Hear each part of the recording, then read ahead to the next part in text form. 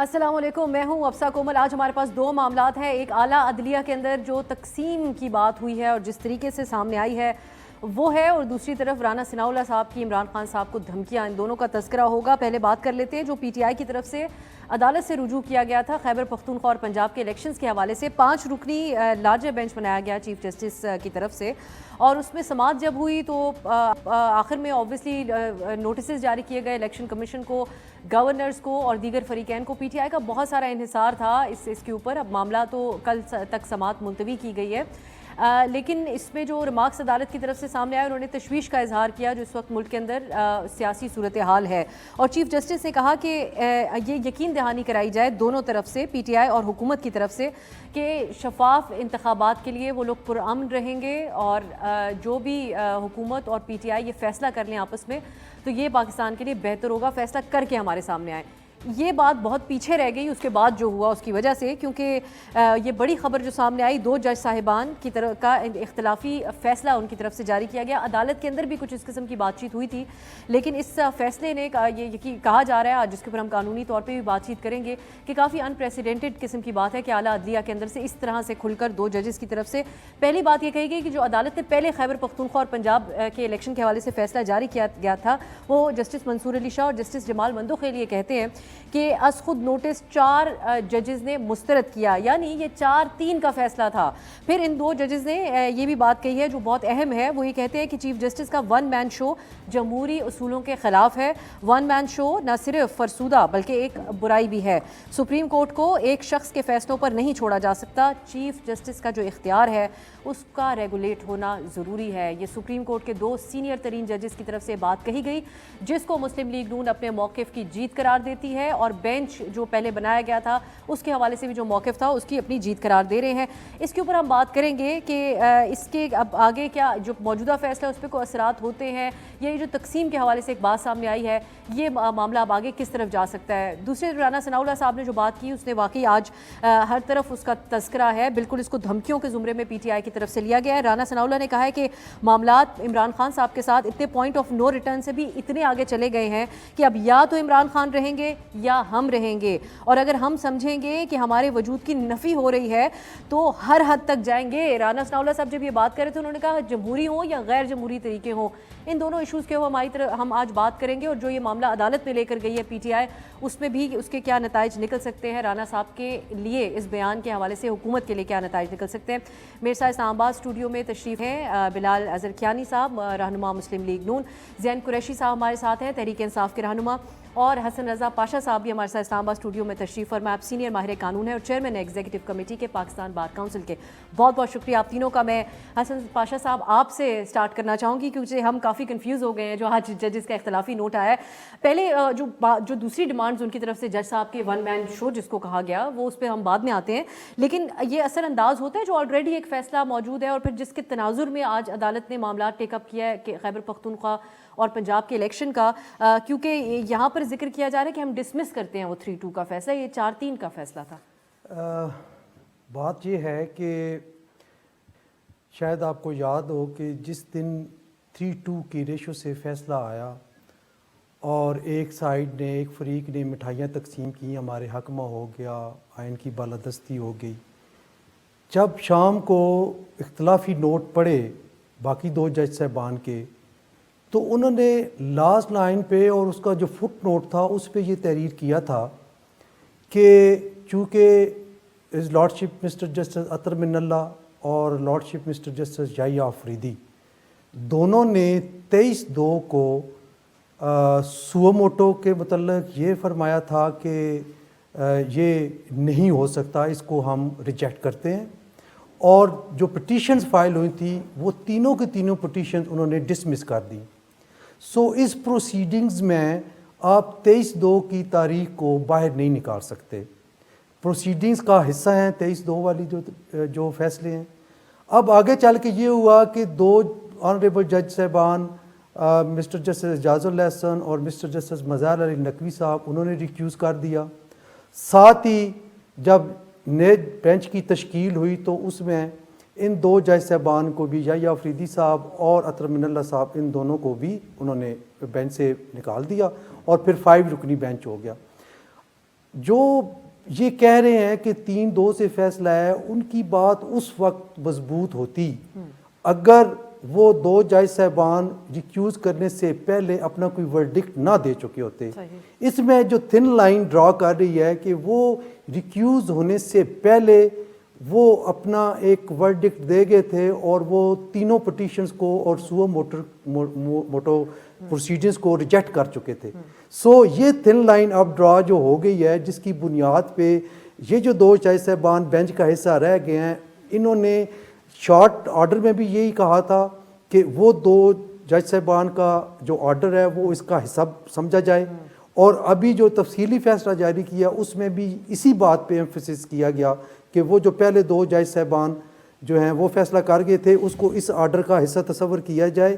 اور آپ ایک اور چیز کو آپ دیکھیں گی کہ جو 2 جج صاحبان مسٹر جسٹس اعجاز الحسن اور جناب مظہر علی نقوی صاحب جو تھے، انہوں نے کوئی اس پہ کوئی رائے نہیں دی تھی کہ یہ پٹیشنز ٹھیک ہیں، سو موٹو ٹھیک ہے اور ان کو رہنا چاہیے.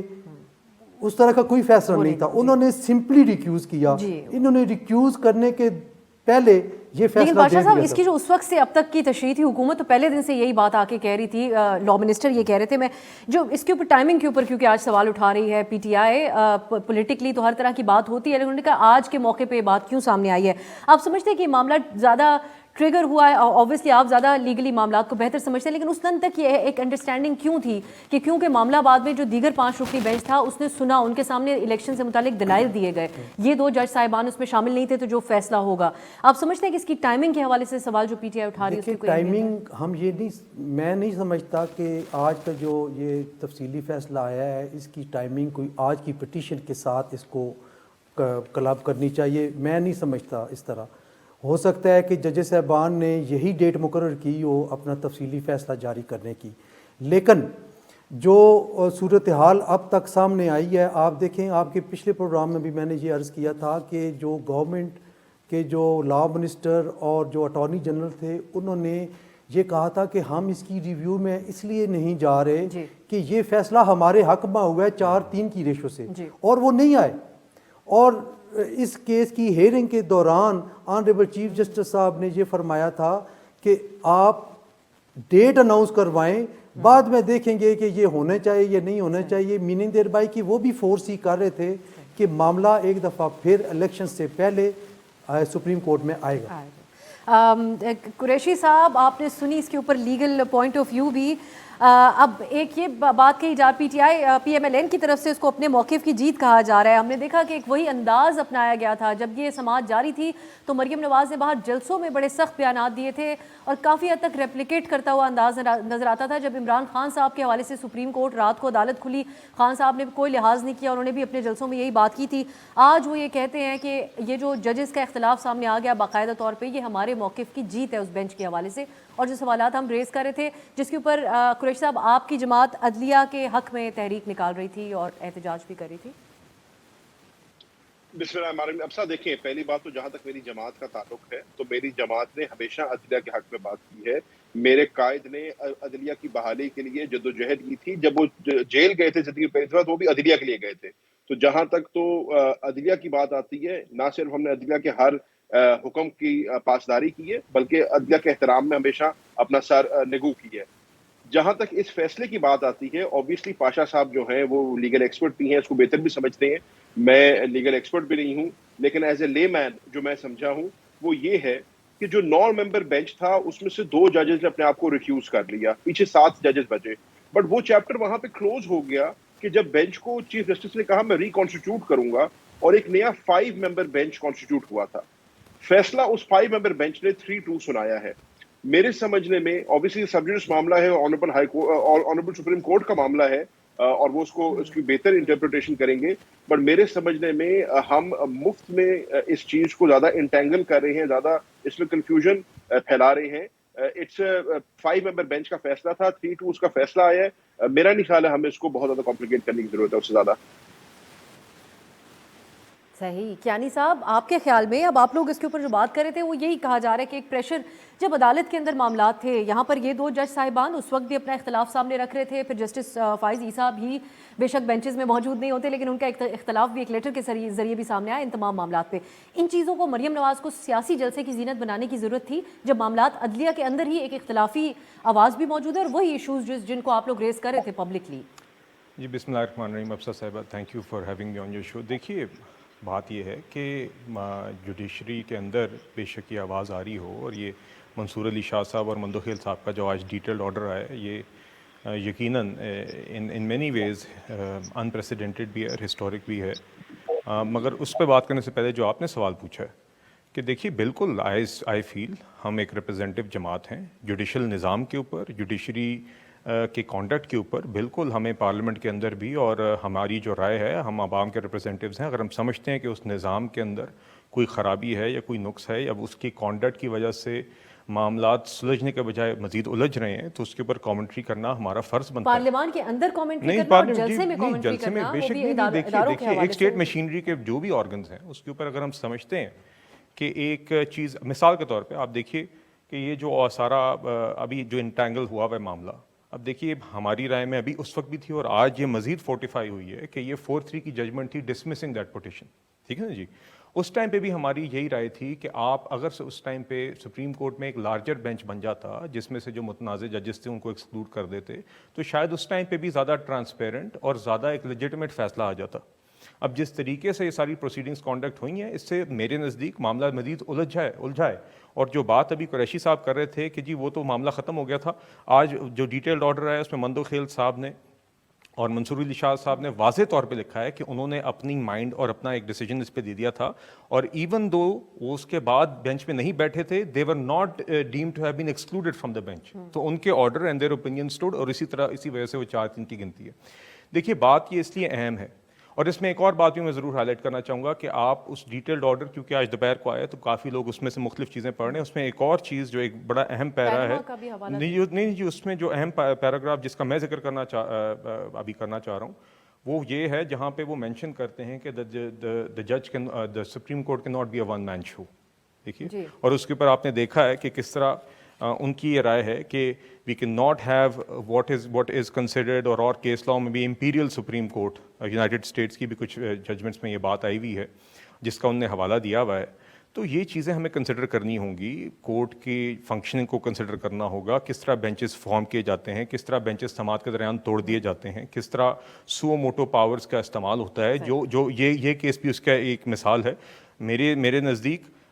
اور آج جو پروسیڈنگز ہوئی ہیں دیکھیے یہ اس کی بنیاد ہلا دیتا ہے, کیونکہ اگر وہ ججمنٹ 4-3 رہتی ہے تو آج جو پروسیڈنگ ہوئی ہے, جو پٹیشن پی ٹی آئی کی انٹرٹین ہوئی ہے, پھر اس کا جواز رہتا نہیں ہے. اس لیے اس چیز کو سیٹل ہونا بڑا ضروری ہے, اور میرے نزدیک یقیناً جو ہمارا اس ٹائم پہ فیصلہ تھا, اور جس طرح پاشا صاحب بھی کہہ رہے تھے کہ حکومت نے اس ٹائم پہ ریویو پٹیشن اس لیے نہیں ڈالی تھی کہ اس ٹائم پہ 4-3 ایک فیصلہ آیا تھا dismissing the petition, and hence یہ جو اس کے بعد سبسیکوینٹ جو بھی فیصلے ہوئے ہیں وہ اس کے بعد دے اسٹینڈ ڈیزالو. اب ہمارے دیکھنے والے یہ جاننا چاہتے ہوں گے, اس میں ہم بریک کے بعد بات کریں گے کہ اب یہ تمام جو ایک بحث شروع ہو چکی ہے اس عدلیہ کے حوالے سے, الیکشن کا معاملہ کہیں بیک گراؤنڈ میں تو نہیں چلا جائے گا, اس کے اوپر بات ہوگی. اور جس طریقے سے کیانی صاحب نے حوالہ دیا چیف جسٹس کے اختیارات کے حوالے سے جو بات ہے اس پہ پاشا صاحب کا کامنٹ ایک بریک کے بعد.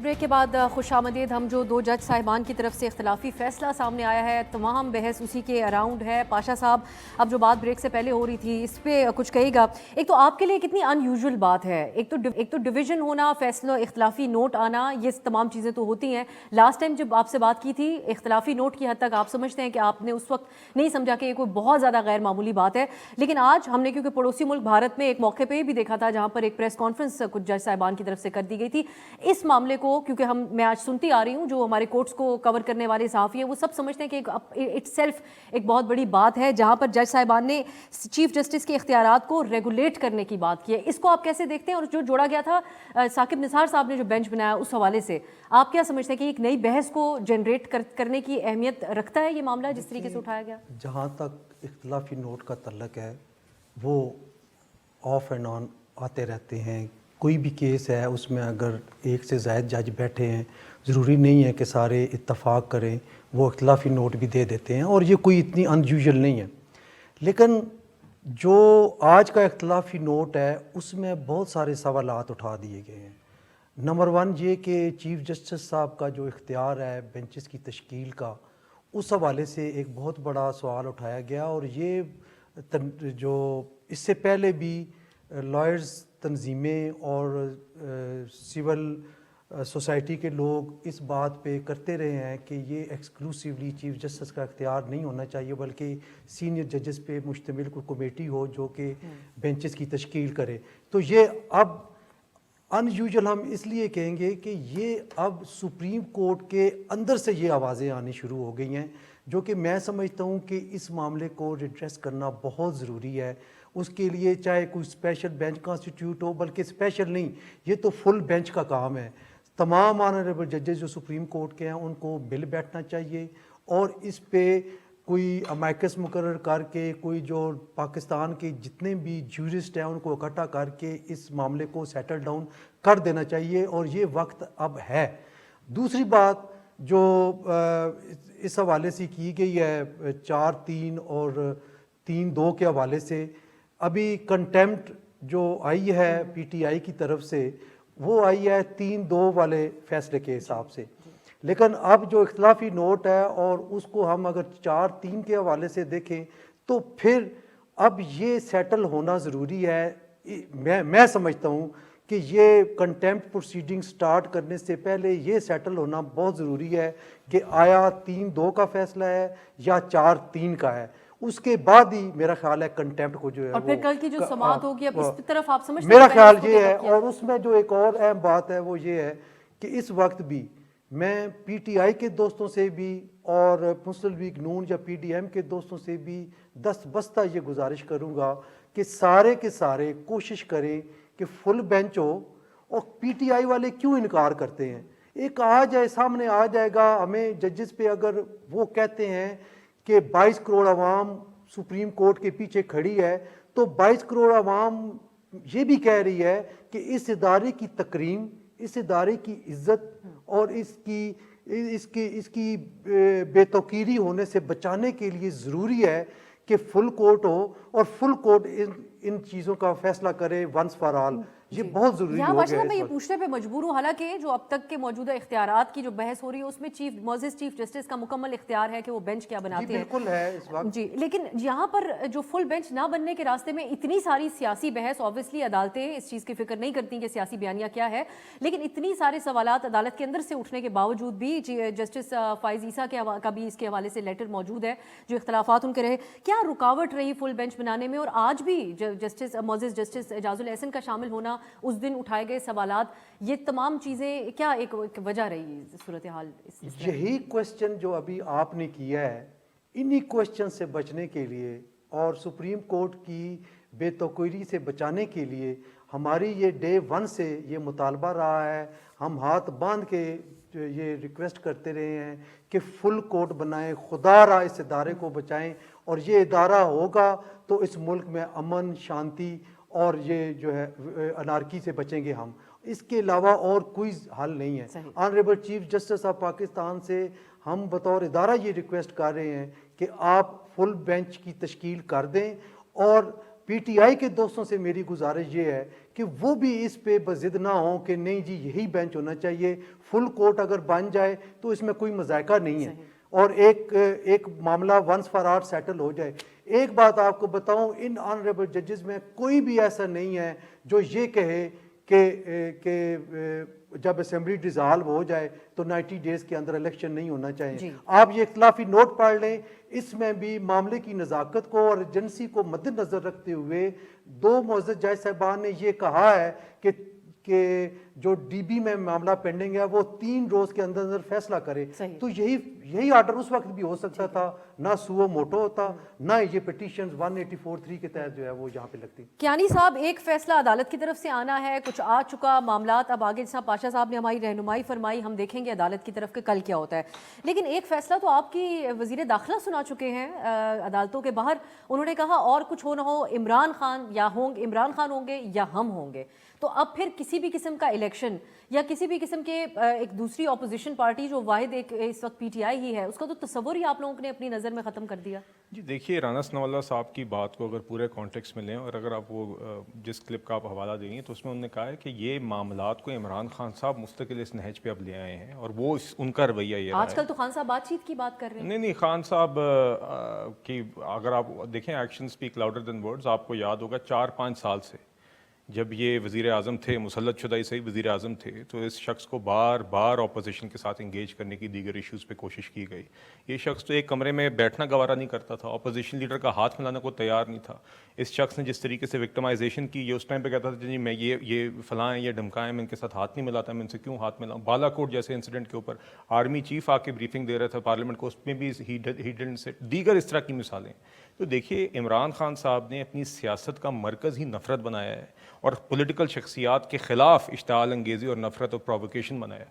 آپ ان کی سیاست ہے آج بھی نفرت اور وکٹمائزیشن اور پولیٹیشنز نکال دیں, ان کا بیانیہ اور کوئی نہیں ہے. صاحب کیا آپ لوگوں نے عمران خان صاحب کے ان تمام نقشے قدم پہ چلنا ہے؟ یہ یہاں تک بہت سی دھمکیاں وہ دیتے تھے, لیکن یہاں تک انہوں نے نہیں کہا کہ اگر مجھے غیر جمہوری اقدام بھی کرنا پڑے تو وہ بھی ہم کرنے سے باز نہیں آئیں گے, کیونکہ پوائنٹ آف نو ریٹرن سے باتیں بہت آگے چلی گئی. میرے نزدیک جی رانا صاحب کا جو بیان تھا وہ it was in the political sense کہ اب یہ وقت آ گیا ہے کہ خان صاحب جس طریقے کا جو ان کا طرز عمل ہے اور جس طریقے سے وہ ریاست پہ بھی حملہ کرتے ہیں, وہ کسی بھی شے کو, کسی بھی ادارے کو, کسی بھی شخص کو برداشت کرنے کو تیار نہیں ہے جو ان سے اختلاف کرتا ہے. تو اور جس طرح آپ نے دیکھا ہے کہ زمان پارک میں بھی ریسنٹلی بجائے اس کے کہ وہ لا انفورسمنٹ ایجنسی سے کوآپریٹ کرتے, وہ خواتین کو اور بچوں کو ہیومن شیلڈز بنانے کو تیار تھے, وہ پولیس والوں پہ حملہ کرنے کو تیار تھے. ان نے قانون کو اپنے ہاتھ میں لینے کا ایک وتیرہ بنا لیا ہے, دھاوے بھولے ہیں جوڈیشل کمپلیکس کے. تو اس کانٹیکسٹ کے اندر اگر آپ دیکھیں تو یقیناً اب وہ شخص ایک بالکل فاشسٹ طریقہ کار سے چل رہا ہے. یہاں پہ یہ بیان تو مطلب فاشسٹ رویہ تو حکومت کی طرف سے یہاں پہ نظر آ رہا ہے.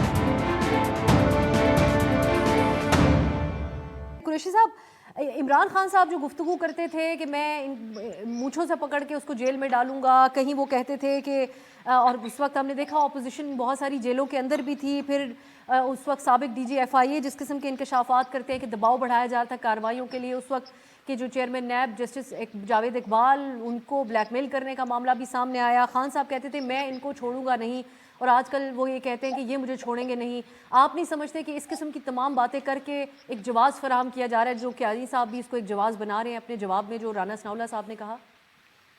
اب سر دیکھیں, میں سب سے پہلے تو ایک جلدی سے کامنٹ کرنا چاہوں گا. ابھی پاشا صاحب نے بڑا خوبصورتی سے ہمیں ایکسپلین کیا, اور کیانی صاحب نے بھی اس سے پہلے بات کی. میں کیانی صاحب کو ایک بڑا معقول اور بڑا ایک سلجھا ہوا انسان سمجھتا ہوں. ان سے آپ رانا ثناء اللہ کو ڈیفینڈ کرا رہی ہیں, یہ بھی آپ زیادتی کر رہی ہیں فرینکلی اسپیکنگ کے ساتھ. But just to set the record straight, Pakistan Tehreek Insaf پہلی بات تو فل بینچ کے بالکل کوئی ضد نہیں ہے ہماری. اگر فل بینچ بنتا ہے 100 دفعہ بنے.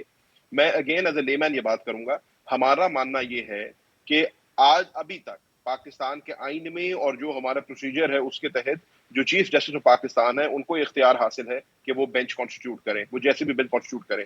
اگر کوئی سمجھتا ہے کہ جی ان کی اس پاور کو ریویو ہونا چاہیے اور یہ ون مین شو ختم ہونا چاہیے, اچھا سمجھتے ہیں, اس کے لیے ان کے پاس 2 ایونیوز موجود ہیں. سپریم کورٹ جو اپنے رولز کو ڈرافٹ کر سکتا ہے, فریم کر سکتا ہے, اور ایک فل ممبر بینچ اس کے اوپر ڈسکشن کر سکتا ہے. پاشا صاحب نے بڑا اچھا مشورہ دیا کہ پاکستان کے قانون دانوں کو اکٹھا ہونا چاہیے اور شاید اس ڈیبیٹ کو ونس اینڈ فار آل جو ہے ہمیں ختم کر دینا چاہیے. اور اگر سپریم کورٹ یہ سمجھے, فل بینچ یہ سمجھے کہ اس کے رولز کو چینج ہونا چاہیے, ان کے پاس یہ اختیار ہے. ادروائز آپ کے پاس کانسٹیٹیوشن امینڈمنٹ موجود ہے, وہ آپ کانسٹیٹیوشن میں امینڈ کر کے اس کو کر سکتے ہیں. لیکن اس طریقے سے جج صاحبان کو پریشرائز کرنا یا جلسوں میں تقاریر کرنا یا ان کے اوپر مطلب انڈیو پریشر ڈالنا میرے سمجھنے میں یہ بالکل غیر مناسب ہے, یہ نہیں ہونا چاہیے. اب آ جاتے ہیں رانا ثناء اللہ صاحب والی بات پہ. خان صاحب جو بھی کہتے ہیں, 1 منٹ کے لیے خان صاحب نے جو کہا اس کو سائڈ پہ رکھتے ہیں. جو رانا ثناء اللہ صاحب نے بیان دیا ہے بطور انٹیریئر منسٹر پاکستان, وہ ہر لحاظ سے انڈیفینسیبل ہے اور جو ہے انجسٹیفائبل ہے. وہ انلیگل ہے, अनकॉन्स्टिट्यूशनल है। हमें Rana Sanaullah floor of the house पे हमेशा भाषण दिया करते थे कि जी हुकूमत को बुर्दबार होना चाहिए, हम हुकूमत को हौसला दिखाना चाहिए, हुकूमत को रिस्ट्रेन शो करना चाहिए। लेकिन रिस्ट्रेन शो करना तो दूर की बात, राना सनाउल्लाह इस वक्त एक माफिया डॉन बन के बैठे हुए। वो कह रहे हैं कि जी मुझे अगर कुछ एक्स्ट्रा कॉन्स्टिट्यूशन भी करना पड़ा, मुझे आइन के दायरे से बाहर भी जाना पड़ा, कानून के दायरे से बाहर भी जाना पड़ जाऊंगा, क्योंकि अब या हम रहेंगे या वो रहेंगे। जब मुल्क का इंटीरियर मिनिस्टर ऐसी गुफ्तगू करता है और फिर हम कहते हैं कि इमरान खान साहब की जान को खतरा है, इमरान खान साहब के एक सीरियस सिक्योरिटी थ्रेट है, और इंटीरियर मिनिस्टर ऑफ पाकिस्तान जिसका काम है एक साबिक वजीर आजम पाकिस्तान को सिक्योरिटी फराहम करना, जब वो इस किस्म की ओपन थ्रेट्स करेगा तो फिर खान साहब ने अगर कुछ कहा भी था वो सारी बातें इरेलेवेंट हो जाती हैं, बिकॉज ये एक जिम्मेदार ओहदे पे आज बैठी हैं, और एक जिम्मेदार ओहदे पे as an interior minister of Pakistan इनकी जिम्मेदारी है इस मुल्क में लॉ एंड ऑर्डर को कंट्रोल करना। इमरान खान साहब भी तो एक जिम्मेदार ओहदे पे थे ना, वो बतौर प्राइम मिनिस्टर लेकिन जब खान बातें साहब ने कहते ये- थे, खान और साहब ने दूसरी ये- तरफ आप खान लोग साहब प्रोग्राम्स ने- में आके जवाब देते थे अफसा- ये मामला तो अदालत में है, पहले से हैं। तो अफसा खान साहब ने कभी भी ये नहीं कहा कि मैं कानून को अपने हाथ में लूंगा। खान साहब ने ये कभी भी नहीं कहा। खान साहब आज भी कह रहे हैं कि हम बात करने को तैयार हैं। खान साहब आज भी कह रहे हैं कि हम आपसे हुकूमत से डायलॉग करने को तैयार हैं। शर्त हमारी ये है कि वन पॉइंट एजेंडा हो, और वो एजेंडा ये है कि इस मुल्क में इंतखाबात कब होने चाहिए। हमारे नजदीक 90 दिन के अंदर अंदर इंतखाबात होने चाहिए। ये सब्जुडिस मामला है, कल सुबह 11:30 बजे समाअत है, इंशाल्लाह इस पे फैसला भी आ जाएगा। बट हमने पहले दिन से लेकर आज तक हमारी डिमांड यही रही है कि मुल्क में साफ और शफाफ इलेक्शन होने चाहिए। और अब क्योंकि सुप्रीम कोर्ट पाकिस्तान का 5 मेंबर बेंच का फैसला आ गया, उसके ऊपर सदर पाकिस्तान ने तारीख दे दी, उस तारीख के ऊपर इलेक्शन कमीशन पाकिस्तान ने शेड्यूल अनाउंस कर दिया। उस शेड्यूल के तहत आपकी जांच पड़ताल हो गई, आपके सारे कैंडिडेट्स जो हैं वो रिव्यू हो गए हैं। अब 90 दिन के अंदर अंदर 30 अप्रैल को इलेक्शन होना चाहिए। ये तो अब फिर हम देखते हैं अदालत में क्या होता है। पाशा साहब, ये जो मामला जो राना साहब के बयान का हम डिस्कस कर रहे हैं, क्योंकि अदालत से भी पीटीआई ने रुजू किया है, एक तरफ वो तमाम बातें हैं, खान साहब ये कहते हैं उनकी जान को भी खतरा है, उनका ये भी शिकवा है कि बेतहाशा केसेस उनके कारकुनान के ऊपर और उनके ऊपर बनाए जा रहे दहशतगर्दी की दफात के साथ। आप समझते हैं कि ये राना साहब के लिए मुश्किलात बन सकती हैं अदालत के अंदर, जिस नौयत की वो बात कर रहे हैं कि वो कहते हैं गैर जमहूरी अमल भी करना पड़े तो करेंगे, या हम रहें या ये रहें, इसको मशरूत इलेक्शन से भी किया जाता है। देखें, राना साहब की इस बात को मैं अप्रिशिएट नहीं करता, ना डिफेंड करता हूँ। राना साहब लॉ ग्रेजुएट हैं, वकालत भी करते रहे हैं और बड़े अहम अहदे पे हैं। इस तरह की बातें ज़ेब नहीं देती। दूसरी तरफ जनाब इमरान खान साहब 4.25 साल हम देखते रहे। असल में बिगाड़ इस तौर पे आया कि जब हमारे दरमियान अदम बर्दाश्त की फ़ज़ा बनी। खान साहब ने पहले ये स्टार्ट किया कि उन्होंने जिस तरह क्यानी साहब ने फरमाया कि पूरे 4.25 साल अपोजिशन लीडर से हाथ तक नहीं मिलाया, और बरमला उन्होंने अपने जलसे में ये कहा कि मैं इनको मिलना भी नहीं चाहता, मैं इनकी तरफ देखना भी नहीं चाहता, इनको ये करूँगा वो करूँगा। एनीवेज एक लीडर ऑफ द अपोजिशन तो शहबाज शरीफ साहब थे। मुल्की हवाले से मुल्क की सलामती के लिए उनसे मिलना कोई बुरी बात नहीं थी, कोई ज़ाती दोस्ती के लिए हम नहीं कह रहे थे। आपने मौलाना फजल रहमान को डीजल कहा, सरदारी साहब का आपने नाम रखा हुआ, क्या क्या नाम लेके आपने, और एक अजीब कल्चर पाकिस्तान में पिछले 5 साल से हम देख रहे हैं कि वो आ गया है। और मैं समझता हूँ कि उसी का रेप्लिका जो है वो अब राना सनाउल्लाह साहब की ज़बान वो है।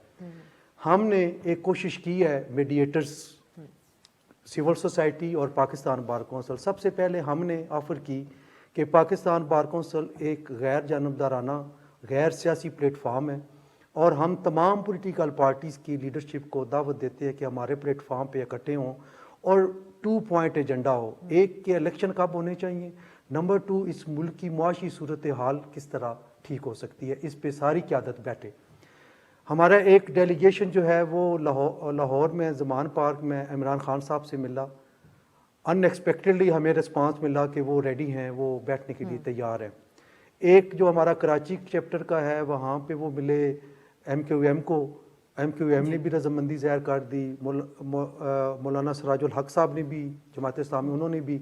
अब बाकी पॉलिटिकल पार्टी से अब गवर्नमेंट के रिस्पांस का इंतज़ार है, और हम ये चाहते हैं कि बेशक रमज़ान में ही सही इलेक्शन जो कोर्ट्स है वो उन्होंने अपना काम करना है, लेकिन एक हार्मनी सोसाइटी में, एक हार्मनी लाने के लिए एक अदम बर्दाश्त का कल्चर, एक दूसरे को बर्दाश्त करना, یہ بہت ضروری ہے. یہ کلچر واپس لانے کے لیے ہم چاہتے ہیں کہ اعلیٰ ترین قیادت بیٹھے اور وہ مل بیٹھ کے ملک کو معاشی صورتحال جو ہے اس میں سے نکالیں. اور دوسرا الیکشنز کب ہونے ہیں, کیسے ہونے ہیں, اس پہ بھی اپنی ڈیلیبریشن کریں. تو یہ ہماری کوششیں ہیں, جاری ہیں. جو کوششیں پاشا صاحب چل رہی ہیں کیانی صاحب, ان کا یہ جواب حکومتی ہمیں نظر آتا ہے کہ حکومت نے اس الفاظ میں جواب دے دیا. سول سوسائٹی بھی اس دن ملی, پاشا صاحب ذکر کریں, اس بات کے اوپر زور دیا جا رہا ہے. آج عدالت نے بھی کہا کہ آپ ہمیں یقین دہانی کرا دیں سارے کہ آپ لوگ الیکشن کی طرف جانا بھی چاہتے ہیں, شفاف الیکشن ہو چاہتے بھی ہیں یا نہیں چاہتے ہیں.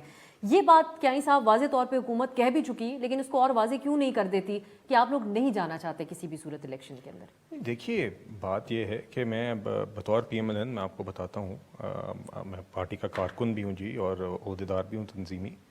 دیکھیے جب تک الیکشنز کا اسکیجول 30 اپریل کا تھا تو ہماری پارٹی نے بھرپور تیاریاں, ہم نے اپنی درخواستیں بھی مانگی, ہم نے کینڈیڈیٹس کو کنسیڈر کرنا. لیکن ساتھ ساتھ مریم صاحبہ کہتی رہی جب تک ازالہ نہیں ہوگا, انصاف کا ترازو برابر نہیں ہوگا, الیکشن نہیں ہوگا. دیکھیے وہ ہمارا ایک یقیناً ایک موقف ہے کہ ہم تو یہ سمجھتے ہیں کہ 2017 سے جس طریقے سے ایک انجینئرنگ اس ملک میں ہوئی اور جس طریقے سے کورٹس کے فیصلے رگ کیے گئے, اس کے نتیجے میں ایک ڈومینو ایفیکٹ ہے جس کے نتیجے میں ملک کو بھی نقصان ہوا ہے, اور یقیناً اس سارے کا ازالہ ہونا چاہیے.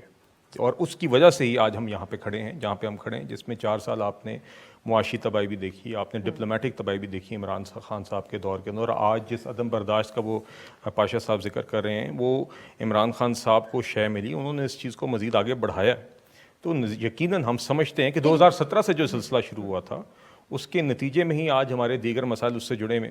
دیکھیے دوسری بات جو آپ نے رائٹ ناؤ اکنامکلی ہم جہاں پر بیٹھے ہوئے ہیں وہ ڈار صاحب کی اپنی ڈیلیڈ پالیسی کے نتائج کے طور پر بیٹھے ہوئے ہیں. کیا صاحب جس کی وجہ سے I am so sorry I have to mention this also کہ ہم بڑے دکھی ہیں پاکستان کے عوام وہ مناظر دیکھ کے جس میں غریب لوگ آٹا حاصل کرنے کے لیے جو مفت آٹا دیا جا رہا ہے, اسکیم ہے اس کی, نہ ایک تو اس آٹے کی کوالٹی کو آپ دیکھیں اس وقت سوشل میڈیا پہ کافی تمسخر بن چکا ہے اس حکومتی اقدام کا, اور جو اس کو حاصل کرنے میں لوگوں کی تذلیل ہو رہی ہے. بڑا دکھ ہے اس وقت. جی دیکھیے یقیناً حالات اور معاشی حالات مشکل ہیں, مگر ان حالات میں بھی جہاں پہ ایک ملک کو پی ٹی آئی کی حکومت جہاں پہ چھوڑ کے گئی تھی, جدھر پچھلی سمر میں پچھلی گرمیوں میں جون جولائی پچھلے سال میں ملک دیوالیہ ہو چکا ہوتا, اس ڈیفالٹ کو بھی ایورٹ کیا ہے. ساتھ ساتھ یہی کوشش رہی ہے کہ کمزور طبقات کو جتنی مدد فراہم کی جائے وہ بھی کریں. جو سیلاب متاثرین ہیں, جو سیلاب کی وجہ سے ہماری معاشی مسائل بنے ہیں, جس میں ہماری کراپس کا ڈیمیج تھا, انفراسٹرکچر کا ڈیمیج تھا, اور ہمارے جو لوگ اس سے متاثر ہوتے ہیں ان کی مدد کرنی ہے, وہ چیز بھی لے کے چل رہے ہیں. اپنی ایکسٹرنل اکاؤنٹ کی امپروومنٹ بھی ساتھ لے کے چل رہے ہیں. آئی ایم ایف کے ساتھ ایک ٹف نیگوسیشن چل رہی ہے. وہ ٹرسٹ ڈیفیسٹ ہم برج کرنے کی کوشش کریں جو عمران خان صاحب نے یک طرفہ طور پر اپنی ہی کیے ہوئے وعدے توڑ کے کیا. تو ان حالات کے اندر بھی حکومت نے یہ مفت آٹا پروگرام کیا ہے, اور وہ اس میں آپ دیکھ رہی ہیں کہ دیگر لوگوں کو اس میں مفت آٹا فراہم کیا جا رہا ہے. وزیر اعظم روزانہ کی بنیاد کے اوپر ملک کے کسی بھی حصے میں دیگر حصوں میں جا کے اس کو خود وہ اوورسی کر رہے ہیں کہ امپلیمنٹ ہو رہا ہے, مستقل لوگوں کو مل رہا ہے. یقیناً کبھی کبھی امپلیمنٹیشن میں کئی ایشوز آتے ہیں, وہ بھی پھر حکومت ایڈریس کرنے کی کوشش کرتی ہے, مگر اوور آل میں نے بہت چھوٹے ٹائم کے اندر کوئی 42 لاکھ سے زائد لوگوں کو آٹا مل چکا ہے.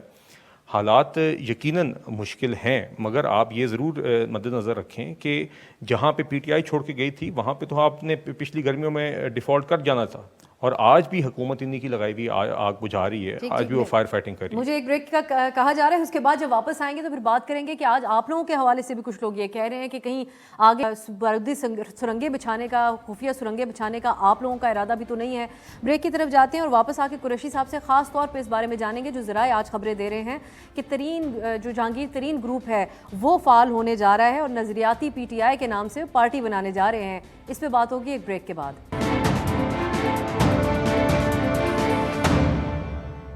بریک کے بعد خوش آمدید. ہم اب پروگرام کے آخری لمحات ہیں. کوئی کامنٹ تینوں مہمانوں کا چاہوں گی. قریشی صاحب آپ سے سٹارٹ کرتے ہوئے, آج کی خبر یہ بھی ہے جو کہ سورسز سے بات سامنے آتی ہے, ہم نے دیکھا ملاقاتیں وغیرہ ترین گروپ کی ہوئی ہیں, جہانگیر ترین صاحب کا جو گروپ ہے پنجاب میں, اور پی ٹی آئی نظریاتی بنانے کی باز گشت ہے ذرائع کے مطابق. تو آپ لوگوں کو تو بڑا ٹف ٹائم مل سکتا ہے, اور وہ تیاری کر کے بیٹھے ہیں کئی عرصے سے. ایک طرف رانا صاحب اپنا پیغام دے رہے ہیں, دوسرے ترین صاحب اپنا گروپ بنا کے نظریاتی پی ٹی آئی بنانے جا رہے ہیں. کیا کہیں گے؟ اب میں اس میں صرف اتنا ہی کہوں گا کہ نظریاتی تو کم, حادثاتی زیادہ لگتی ہے. پہلے بھی وہ کس کے اشارے پہ پی ٹی آئی میں آئے تھے, کب کس کے اشارے پہ چھوڑ کے گئے تھے, اور اب بھی ان کا ایک دم سے جو ہے اپنی نیند سے جاگ جانا جو ہے از ویری کنوینئنٹ. جہاں تک پاکستان تحریک انصاف کا سوال ہے، میرے سمجھنے میں ہمیں کسی قسم کا کوئی خطرہ نہیں ہے. پاکستان تحریک انصاف کا ہر ممبر جو ہے وہ عمران خان اور ان کے ویژن کے ساتھ کھڑا ہے. اور فرینکلی اسپیکنگ آج عمران خان صاحب کی جو مقبولیت ہے ملک میں، عوام میں، کوئی بے وقوف ہی ہوگا جو آج عمران خان ان کی دی ہوئی ٹکٹ کو چھوڑ کے کہیں اور جائے گا. یہ کوشش ہے، ایک ناکام کوشش ہوگی. پہلے بھی انہوں نے کوشش کی تھی، ہمارے ممبران کو توڑنے کی کوشش کی تھی. یہ بڑے کانفیڈنٹ تھے پنجاب اسمبلی میں نمبرز پورے کر لیں گے، بڑے کانفیڈنٹ تھے عدمات کی تحریک لے آئیں گے، لیکن تب بھی منہ کی کھائی تھی، اب بھی منہ کی کھائیں گے. کیانی صاحب، کانفیڈنس ہے قریشی صاحب کو بہت زیادہ، اور ہم نے دیکھا جو منحرفین کے ساتھ الیکشن آپ لوگوں نے لڑا پی ٹی آئی کے، بڑا ان کو برے نتائج کا سامنا کرنا پڑا تھا. تو اس خبر کے اوپر آپ کا کیا رد عمل ہے؟ اور دوسرا جو رانا صاحب دھمکیاں دے رہے ہیں، آپ سمجھتے ہیں، آپ نے تھوڑی دیر پہلے کہا ان کا سیاسی بیان ہے، لیکن حکومت اس پہ واضح کو پوزیشن لے گی کہ عمران خان صاحب کو کھل کر اپنی سیاست کرنے کی اجازت ہے اس ملک کے اندر؟ جی دیکھیے، کھل کے تو وہ دہشت گردی کر رہے ہیں، ابھی تک سیاست کا تو نہیں پتہ جی. وہ پولیس والوں پہ حملے بھی کرتے ہیں، اپنے گھر میں بیٹھ کے پیٹرول بم بھی بنواتے ہیں، خواتین اور بچوں کو آگے بھی کرتے ہیں. تو ابھی تو ان کی سیاست کا طرز یہی ہے جی. میرے نزدیک جو بھی دہشت گردی انہوں نے کی ہے، جو ان کو بار بار ہم دیکھ رہے ہیں ایک دورہ معیار کہ ان کو بار بار الاؤنس مل رہی ہے کورٹس میں کہ مرضی سے آتے ہیں جب آنا چاہیں، اور دیگر پیشیوں پہ جب دل کرتا ہے جاتے ہیں، جب دل کرتا ہے نہیں جاتے ہیں، گاڑی سے لگوا لیتے ہیں حاضری. تو پہلے تو ان چیزوں کا ازالہ ہونا چاہیے. اور خان صاحب کے جو دیگر جرائم ہیں، اور یہ جو جس طرح ان کا توشہ خانہ کیس ہے، ان کا فورن فنڈنگ کیس ہے، ان کیسز جن کو یہ ڈیلے کرنے کی کوشش کریں، کیونکہ ان سب کا منطقی انجام یہ جانتے ہیں. فورن فنڈنگ کیس پہ بھی ان کو بڑا غصہ تھا کہ الیکشن کمیشن نے فائنلی 7 سال بعد 8 سال بعد ایک فیصلہ دے دیا تھا. اسی طرح ان کا آپ جانتی ہیں کہ ایک اور کیس بھی ہے، ٹیرین وائٹ کیس بھی ہے. تو دیگر کیسز ان کے ہیں، ان کو یقیناً ان کیسز کو منطقی انجام تک جانا چاہیے. خان صاحب کو اس کو ان چیزوں کے قانون کے سامنے اپنے آپ کو کورٹس کے سامنے پیش کرنا چاہیے، ڈیلینگ ٹیکٹکس کے بجائے اور وائلنس کے. لیکن کوئی غیر جمہوری اقدام تو نہیں کیا جائے گا عمران خان صاحب کے ساتھ جو رانا صاحب؟ دیکھیے، اگر یہ خان صاحب فائنلی اگر ایک رسپانسبل سٹیزن، ان کے جواز، ان کے جسے کہتے ہیں نا، ان کے نیچر میں نہیں ہے کہ وہ کوآپریٹ کریں اور لا ابائڈ کریں. مگر اگر یہ اپنے آپ کو قانون کے سامنے پیش کریں اور کوآپریٹ کریں، جس طرح کیا پیش کریں بلٹ پروف ماحول کے اندر جا رہے ہیں. جی، چوتھی یا پانچویں پیشی کی ہے. آپ نواز شریف صاحب کو ہفتے میں سارے کیسز سسپینڈ کر کے، ہم جانتے تھے کہ ریٹ پروسیس ہے، اس میں بھی نواز شریف صاحب 5-6 دن پیشوں کے لیے پیش ہوتے رہے. باہر بھی تو بیٹھے عمران خان صاحب. نواز شریف صاحب وہ واحد شخص ہیں جنہوں نے بیٹی کا ہاتھ تھام کے اپنی بیوی کو بستر مرگ پہ چھوڑ کے، جانتے ہوئے کہ ایک جعلی فیصلہ ان کے خلاف ہے، اپنے آپ کو جیل کے لیے پیش کیا تھا. خان صاحب کا ایک بندہ جو بنکروں میں چھپے، جو بستر کے نیچے چھپے، انہوں نے دیکھ لیا دوسروں کا حال. بہت بہت شکریہ حسن رضا پاشا صاحب، بلال اظہر کیانی صاحب اور زین قریشی صاحب، آپ لوگوں نے پروگرام میں شرکت کی. ناظرین، دیکھتے ہیں اب کل کا دن بہت اہم ہوگا، سب کی نظریں سپریم کورٹ کے اوپر ہوں گی. دیکھتے ہیں کیا ہوتا ہے. آج کے لیے اجازت دیجیے، خدا حافظ.